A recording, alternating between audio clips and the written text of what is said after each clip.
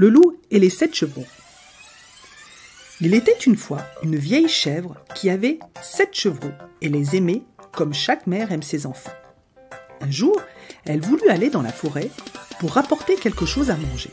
Elle les rassembla tous les 7 et leur dit « Je dois aller dans la forêt, mes chers enfants. Faites attention au loup.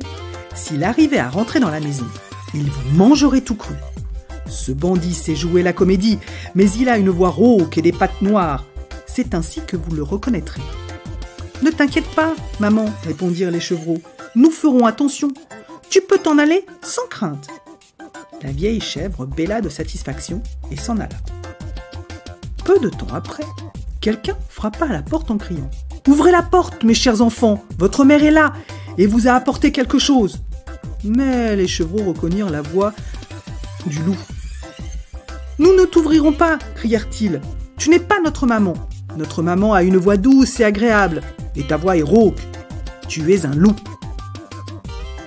Le loup partit chez le marchand et y acheta un grand morceau de craie. Il mangea la craie et sa voix devint plus douce. Il revint ensuite vers la petite maison, frappa et appela de nouveau. « Ouvrez la porte, mes chers enfants, votre maman est de retour et vous a apporté pour chacun un petit quelque chose. » Mais tout en parlant, il posa sa patte noire sur la fenêtre. Les chevreaux l'aperçurent et crièrent « Nous ne t'ouvrirons pas. Notre maman n'a pas les pattes noires comme toi. Tu es un loup. » Et le loup courut chez le boulanger et dit « Je me suis blessé à la patte.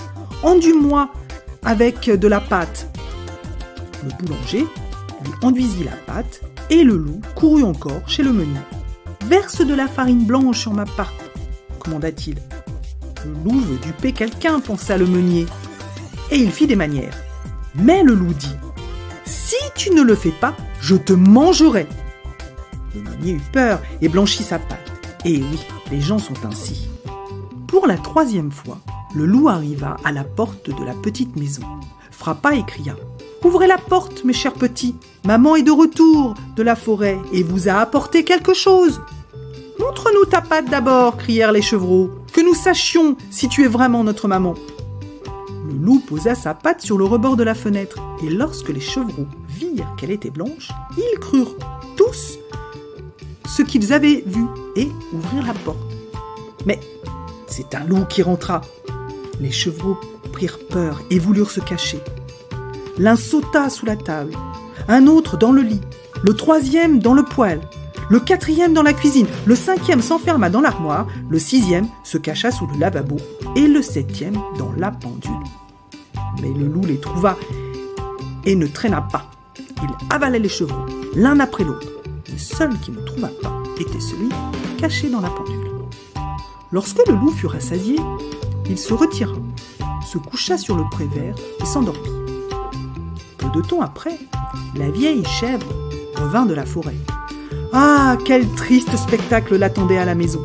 La porte grande ouverte, la table, les chaises, les bancs renversés. Le lavabo avait volé en éclats. Les couvertures et les oreillers du lit traînaient par terre. Elle chercha ses petits, mais en vain. Elle les appela par leur nom, l'un après l'autre, mais aucun ne répondit. C'est seulement lorsqu'elle prononça le nom du plus jeune qu'une petite voix fluette se fit entendre. « Je suis là, maman, dans la pendule !» Elle l'aida à en sortir et le chevreau lui raconta que le loup était venu et qu'il avait mangé tous les autres chevreaux. Imaginez combien la vieille chèvre pleura ses petits. Toute malheureuse, elle sortit de sa petite maison et le chevreau courut derrière elle. Dans le pré, le loup était couché sous l'arbre et ronflait à en faire trembler les branches. La chèvre regarda de près et observa que quelque chose bougeait et grouillait dans son ventre. « Mon Dieu, pensa-t-elle, et si mes pauvres petits que le loup a mangés au dîner étaient encore en vie ?» Le chevreau dut repartir à la maison pour rapporter des ciseaux, une aiguille et du fil. La chèvre cisailla le ventre du monstre et aussitôt, le premier chevreau sortit la tête. Elle continua et les 6 chevrons en sortirent l'un après l'autre, tous sauf un, car dans sa hâte, le louton les avait avalés tout entiers. Quel bonheur! Les chevreaux se blottirent contre leur chère maman, puis gambadèrent comme le tailleur à ses noces. Mais la vieille chèvre dit « Allez les enfants, apportez des pierres, aussi grosses que possible. Ils les fourreront dans le ventre de cette vilaine bête tant qu'elle est encore couchée et endormie. » Et les 7 chevreaux roulèrent les pierres et en farcirent le ventre du loup jusqu'à ce qu'il soit plein. La vieille chèvre le recousit vite, de sorte que le loup ne s'aperçut de rien et ne bougea même pas.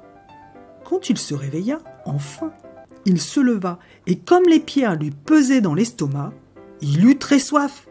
Il voulut aller au puits pour boire, mais comme il se balançait en marchant, les pierres dans son ventre grondaient. « Cela gronde, cela gronde, mon ventre tonne, j'ai avalé 7 chevreaux, n'était-ce rien qu'une illusion ?» Et de lourdes grosses pierres les remplacèrent. Il alla jusqu'au puits, se pencha et but. Les lourdes pierres le tirèrent sous l'eau et le loup se noya lamentablement. Les 7 chevaux accoururent alors et se mirent à crier « Le loup est mort, c'en est fini de lui !» Et ils se mirent à danser autour du puits et la vieille chèvre dansa avec eux. Conte des frères Grimm.